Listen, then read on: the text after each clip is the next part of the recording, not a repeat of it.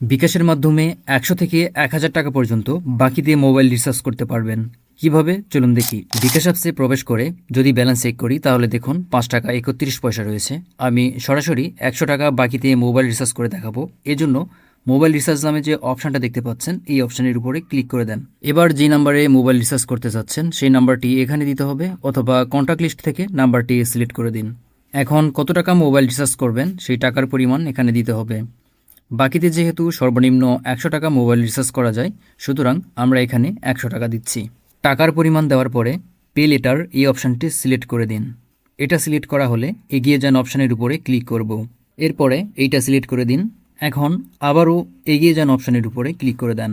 এরপরে এখানে আপনার বিকাশের যে পিন নাম্বারটি রয়েছে সেই পিন নাম্বারটি দিতে হবে। পিন দেওয়ার পরে পিন কনফার্ম করুন এই অপশানে ক্লিক করে দিন।